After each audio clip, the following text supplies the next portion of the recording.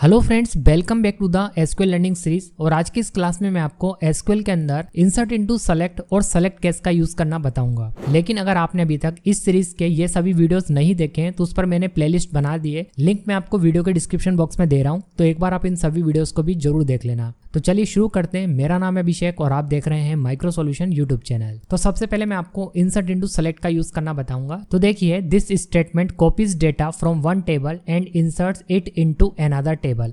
मतलब इसका यूज करते हुए आप एक टेबल में से डेटा को दूसरी टेबल में कॉपी कर सकते हैं। बट कॉपी करने से पहले आपको कुछ इंपॉर्टेंट पॉइंट्स याद रखने। The target table must already exist. जिस टेबल में आप कॉपी कर रहे हैं ना, वो टेबल पहले से एग्जिस्ट करनी चाहिए। The number and order of columns must match between both tables. देखिए, इसका मतलब है कि आप जिस टेबल में डेटा कॉपी करने वाले हैं ना, उस टेबल के कॉलम्स और ऑर्डर मैच करने चाहिए जिस टेबल का आप डेटा कॉपी कर रहे हैं उससे। अगर ऐसा नहीं है तो फिर डेटा कॉपी नहीं हो पाएगा। और ये जो स्टेटमेंट है ना, ये आपके लिए तब यूजफुल होगा जब आपको डेटा का माइग्रेशन करना है या फिर आपको डेटा का बैकअप लेना है। तो देखिए, इसका सिंटेक्स है, सबसे पहले आपको लिखना है इंसर्ट इनटू, उसके बाद उस टारगेट टेबल का नाम बताना है जिसमें आपको डेटा कॉपी करना है, और उसी टेबल के आपको यहाँ पर सीक्वेंस में कॉलम लिख देने। फिर आपको उस टेबल के कॉलम बताने जिस टेबल का आप डेटा कॉपी करने वाले हैं। यानी हम बात कर रहे हैं सोर्स टेबल की, तो फ्रॉम लिखने के बाद आपको अपनी सोर्स टेबल का नाम देना है। फिर आप वेयर से कंडीशन बना सकते हो, कंडीशन के मैच होने पर ही सोर्स टेबल में से डेटा टारगेट टेबल में कॉपी होगा।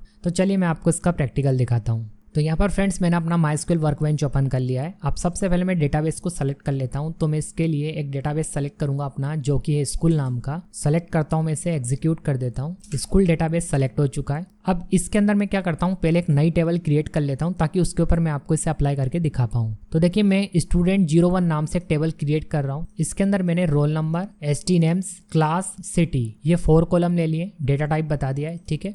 तो इस क्वेरी को मैं सेलेक्ट करता हूँ और एग्जीक्यूट करता हूँ। टेबल क्रिएट हो चुकी है। देखिए, यहाँ पर हम जाएंगे टेबल्स के अंदर। तो देखिए, मैंने यहाँ पर रिफ्रेश करा तो स्टूडेंट 01 नाम की टेबल बन चुकी है। अब मैं इस टेबल के अंदर कुछ रिकॉर्ड्स को एंटर कर लेता हूँ। तो यहाँ पर मैं इंसर्ट इनटू कमांड चला रहा हूँ। टेबल का नाम मैंने बता दिया, वैल्यूज लिखकर मैंने ये सारी वैल्यूज बता दी। तो ये मैं 4 रिकॉर्ड्स एंटर कर रहा हूँ इस टेबल के अंदर। तो सेलेक्ट करता हूँ और एग्जीक्यूट कर देता हूँ। तो ये सारे रिकॉर्ड्स स्टोर हो चुके हैं स्टूडेंट्स 01 वाली टेबल के अंदर। तो चलो मैं एक बार आपको दिखा देता हूँ। तो यहाँ पर मैं इस क्वेरी को एग्जीक्यूट करता हूँ और इस टेबल का डेटा आपको दिखाता हूँ। तो यहाँ पर देखिए, टेबल में रिकॉर्ड्स स्टोर हो चुके हैं। अब मैं क्या करूँगा, एक नई टेबल और क्रिएट करूँगा ताकि मैं आपको इस डेटा को कॉपी करके दिखा पाऊँ उस टेबल के अंदर। क्योंकि जैसा कि देखिए, मैंने आपको बताया ना कि टेबल पहले से एग्जिस्ट करनी चाहिए। अगर टेबल बनी हुई नहीं है तो फिर आप डेटा कॉपी नहीं कर पाओगे। तो पहले हम एक नई टेबल और क्रिएट कर लेते हैं। इस बार जो मैं टेबल बना रहा हूँ उसका नाम मैं रख रहा हूँ स्टूडेंट्स बैकअप। बाकी जो ये कॉलम्स और इनका डेटा टाइप मैच करना चाहिए जिस टेबल का डेटा हम स्टोर करने वाले हैं उससे। तो यहाँ पर देखिए, मैच कर रहा है इससे। तो इसे सेलेक्ट करता हूँ, मैं एग्जीक्यूट कर देता हूँ। तो ये वाली टेबल भी क्रिएट हो चुकी है। रिफ्रेश करके आपको दिखाता हूँ। तो देखो, यहाँ पर टेबल आ चुकी है। अब मैं यहाँ पर आपको वो क्वेरी चलाकर दिखाता हूँ जिससे मैं एक टेबल का डेटा दूसरी टेबल के अंदर स्टोर कर पाऊँ।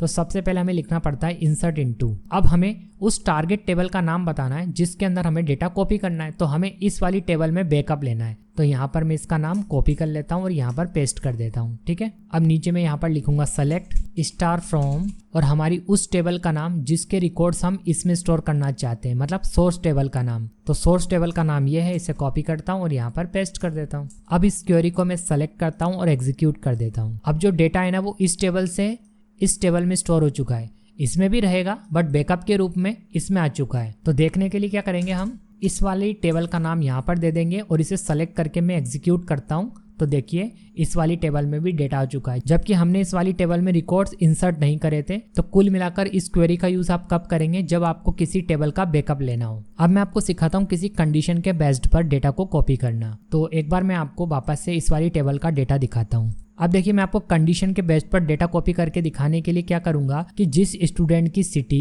दिल्ली है, सिर्फ उसी के रिकॉर्ड्स कॉपी हों एक नई टेबल में। तो फिर हमें एक नई टेबल पहले क्रिएट करनी पड़ेगी। तो उसके लिए मैं क्या करता हूँ, यहाँ पर एक दिल्ली स्टूडेंट्स नाम से एक टेबल बना लेता हूँ। अलग से एक नई टेबल बनाऊंगा और उसमें भी कॉलम तो वही रखूंगा मैं। अगर हम कॉलम के नेम्स और उनके सीक्वेंस को चेंज करते ना तो फिर डेटा कॉपी नहीं होगा। ठीक है। टेबल का नाम आप नया रख सकते हैं। दिल्ली स्टूडेंट्स मैंने यहाँ पर टेबल का नाम इसलिए रखा है क्योंकि हम सोर्स टेबल में से जिन स्टूडेंट्स की सिटी दिल्ली है केवल उन्हीं के रिकॉर्ड्स को इसमें स्टोर करेंगे, ताकि हमारे पास एक नई टेबल बन जाएगी और उस टेबल में केवल दिल्ली वाले स्टूडेंट्स ही होंगे। जब आप किसी कंपनी में रियल डेटा पर काम करोगे तब आपको ऐसे डेटा को फिल्टर करके एक नई टेबल में स्टोर करने की जरूरत पड़ेगी। तो चलिए हम इस टेबल को क्रिएट कर लेते हैं। सेलेक्ट करता हूँ मैं, एग्जीक्यूट कर लेता हूँ। टेबल क्रिएट हो चुकी है। अब मैं क्या करता हूँ, उस क्वेरी को लिखता हूँ जिससे मैं दिल्ली वाले स्टूडेंट्स को इस वाली टेबल में कॉपी कर पाऊँ। अब सबसे पहले आपको लिखना है इंसर्ट इनटू, उसके बाद उस टेबल का नाम बताना है जिसमें आपको डेटा कॉपी करना है। तो हमें डेटा दिल्ली स्टूडेंट्स वाली टेबल में ही कॉपी करना है ना। अब यहाँ पर आपको सीक्वेंस में सारे कॉलम लिख देने। इसके बाद आपको सेलेक्ट लिखना है। सेलेक्ट लिखने के बाद सोर्स वाली टेबल के कॉलम लिख देने। तो ये सारे कॉलम किस टेबल के हैं, इस वाली टेबल के। तो ये हमारी मेन टेबल यानी सोर्स टेबल हो गई जिसमें से हम डेटा कॉपी करेंगे। और यहाँ पर हमने एक कंडीशन लगा दी, तो जिस भी स्टूडेंट्स की सिटी दिल्ली होगी उनके रिकॉर्ड्स को इस वाली टेबल में स्टोर कर दिया जाएगा। इससे प्रीवियस वाली क्वेरी के अंदर मैंने कंडीशन नहीं लगाई थी ना, तो हुआ यह था कि सारे रिकॉर्ड्स इसके इस वाली टेबल जो भी यहाँ पर मैंने नाम लिखा था उसके अंदर कॉपी हो गए थे। लेकिन इस बार कंडीशन बताइए तो अब केवल उन्हीं स्टूडेंट्स के रिकॉर्ड्स कॉपी होंगे जिनकी सिटी दिल्ली है। तो सेलेक्ट करता हूँ इसे और एग्जीक्यूट करता हूँ। देखने के लिए हमें क्या करना पड़ेगा, सेलेक्ट क्वेरी चलानी पड़ेगी। तो यहाँ पर मैं सेलेक्ट क्वेरी चलाता हूँ और इस टेबल का नाम यहाँ से कॉपी करके यहाँ पेस्ट कर देता हूँ। अब इसे एग्जीक्यूट करता हूँ।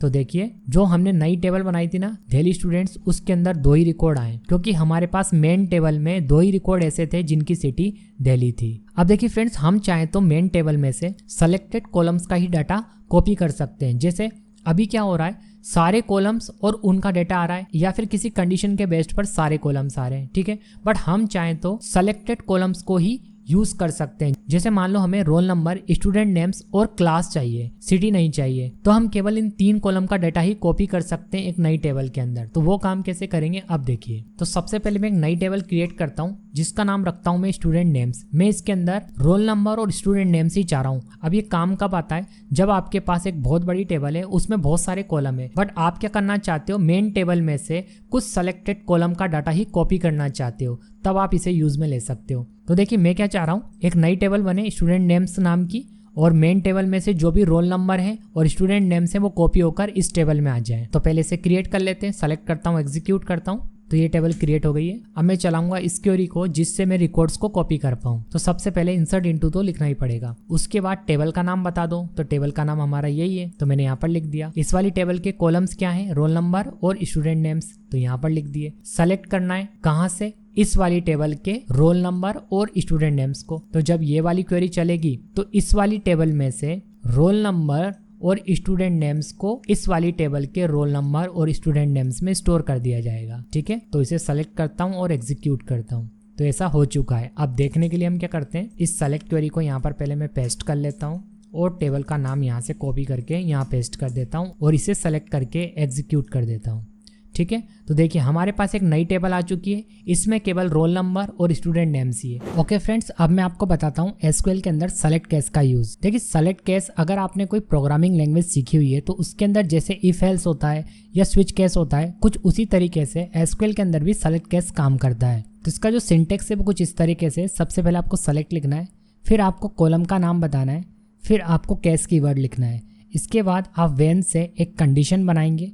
अगर वो कंडीशन ट्रू होती है तो फिर आप क्या शो करना चाहते हो वो आपको देन लिखने के बाद रिजल्ट के रूप में यहाँ पर लिख देना है। ऐसे आप यहाँ पर कितनी भी कंडीशन बना सकते हैं, बस आपको व्हेन लिखना है, फिर कंडीशन बतानी है, देन आप क्या प्रिंट करना चाहते हैं वो आप यहाँ पर लिख सकते हैं। अगर ऊपर दी गई कंडीशन फॉल्स हो जाती है तो फिर आप एल्स के अंदर वो प्रिंट करवा सकते हो जो कंडीशन के फॉल्स होने पर आप करवाना चाहते हो। तो कंडीशन फॉल्स होती एल्स चलेगा और डिफॉल्ट रिजल्ट यहाँ पर प्रिंट कर दिया जाएगा। एंड एज लिखकर आप एलियस नेम दे सकते हैं, और एलियस नेम क्या होता है वो ऑलरेडी मैं आपको प्रीवियस वीडियो में बता चुका हूँ। इसके बाद आपको फ्रॉम लिखने के बाद उस टेबल का नाम बताना है जिस पर आप ये सेलेक्ट केस यूज करना चाहते हैं। तो चलिए इसका मैं आपको प्रैक्टिकल बताता हूँ। तो यहाँ पर सबसे पहले मुझे डेटाबेस चेंज करना पड़ेगा। तो डेटाबेस में यहाँ पर यूज कर लेता हूँ कंपनी नाम का। अब कंपनी नाम के डेटाबेस में हमारे पास एक टेबल है, पहले मैं आपको दिखा देता हूँ, उस पर मैं सेलेक्ट केस लगाकर दिखाऊंगा आपको। तो ये टेबल है हमारे पास एम्प्लॉय इन्फो, इसका डेटा दिखाता हूँ मैं आपको। तो ये डेटा इस टेबल के अंदर, अब इस पर हम सेलेक्ट केस अप्लाई करेंगे। अब सबसे पहले मैंने यहाँ पर लिखा सेलेक्ट, उसके बाद मैंने यहाँ पर 2 कॉलम बता दिए, ठीक है। अब यहाँ पर केस लिखने के बाद उस कॉलम का नाम बताया जिस पर मैं कंडीशन बनाऊंगा। तो कंडीशन में क्या बना रहा हूँ कि जब सॉफ्टवेयर इंजीनियर डेजिग्नेशन से मैच करे, यानी डेजिग्नेशन के अंदर अगर सॉफ्टवेयर इंजीनियर हो देन क्या शो कर दिया जाए, एलिजिबल। अगर एचआर मैनेजर भी हो डेजिग्नेशन के अंदर तब भी क्या शो कर दिया जाए, एलिजिबल। और अगर इन दोनों डेजिग्नेशन के अलावा कोई और डेजिग्नेशन मिले तो फिर वो एल्स में चला जाएगा, क्योंकि दोनों कंडीशन के मैच नहीं होने पर कहाँ आता है, एल्स में। और यहाँ मैंने शो करवा लिया नॉट एलिजिबल। इसके बाद एंड एज लिखकर एलाइज बताया मैंने ईएमपी स्टेटस। इसका मतलब एक कॉलम बनेगा और उसको एक टेम्परेरी नाम मिल जाएगा, क्या, ईएमपी स्टेटस, ठीक है। और फ्रॉम करके मैंने यहाँ पर टेबल का नाम बता दिया कि इस टेबल में से डेटा एक्सेस करना है। तो यहाँ पर देखिए जो ईएमपी इन्फो नाम की टेबल है ना, ये इसके अंदर डेजिग्नेशन के अंदर सॉफ्टवेयर इंजीनियर और एचआर मैनेजर है। तो सॉफ्टवेयर इंजीनियर है राहुल शर्मा और एचआर मैनेजर है प्रिया मेहता। तो केवल इन दोनों के नाम के सामने ही एलिजिबल शो किया जाएगा, बाकी सबके नेम के सामने नॉट एलिजिबल शो किया जाएगा। तो चलो मैं एग्जीक्यूट करके दिखाता हूँ आपको, सेलेक्ट करता हूँ और एग्जीक्यूट करता हूँ। तो यहाँ पर देखो रिजल्ट में ओनली राहुल शर्मा और प्रिया मेहता के सामने ही एलिजिबल शो किया जा रहा है, बाकी सबके सामने नॉट एलिजिबल शो किया जा रहा है। तो कुछ इस तरीके से आप कंडीशन बना सकते हो। एक मैंने आपको यूज केस ऐसा दिखा दिया। तो चलिए इसका मैं आपको एक एग्जांपल और दिखाता हूँ। सबसे पहले मैंने लिखा सेलेक्ट, उसके बाद मैंने फुल नेम और सैलरी ये 2 कॉलम यूज कर लिए। फिर मैंने केस बनाया, फिर मैंने देखिए कंडीशन बनाई कि अगर सैलरी 70,000 से ज़्यादा हो या 70,000 के इक्वल हो तो शो किया जाए हाई सैलरी। और एक कंडीशन और बनाई कि अगर सैलरी 50,000 से ज्यादा या 50,000 के इक्वल है तो शो किया जाए मीडियम सैलरी। तो पहली कंडीशन पे तो हाई सैलरी आएगा, दूसरी कंडीशन पर मीडियम सैलरी आएगा। लेकिन अगर सैलरी की वैल्यू इससे भी कम हुई तो फिर एल्स में चला जाएगा और फिर शो किया जाएगा लो सैलरी, ठीक है। अब यहाँ पर एंड एज के बाद मैंने एक अलाइस बता दिया और यहाँ पर एक टेम्परेरी नेम दिया सैलरी कैटेगरी। तो एक कॉलम बनेगा, उसका नाम हो जाएगा सैलरी कैटेगरी। और टेबल का नाम मैंने बता दिया एम्प्लॉय डिटेल्स। इस बार टेबल का नाम दूसरा है क्योंकि इस वाली टेबल के अंदर ही सैलरी वाला कॉलम है। तो सेलेक्ट करके एग्जीक्यूट करता हूँ। तो यहाँ पर देखो जिनकी सैलरी 50,000 से ज्यादा है ना उनके सामने मीडियम सैलरी आ गया है, और जिनकी सैलरी 70,000 या 70,000 से ज्यादा है उनके सामने हाई सैलरी आ रहा है, और जिनकी सैलरी 50,000 से कम है उनके सामने लो सैलरी आ रहा है, ठीक है। तो फ्रेंड्स कुछ इस तरीके से आप सेलेक्ट केस का यूज करते हुए किसी कॉलम में डेटा को चेक कर सकते हैं। तो फ्रेंड्स फिलहाल इस वीडियो में इतना ही। अगर आपको वीडियो पसंद आया तो वीडियो को लाइक एंड शेयर करना, और प्रीवियस वीडियो एक बार जरूर देख लेना। मैं मिलूंगा आपको नेक्स्ट वीडियो में। Thanks for watching.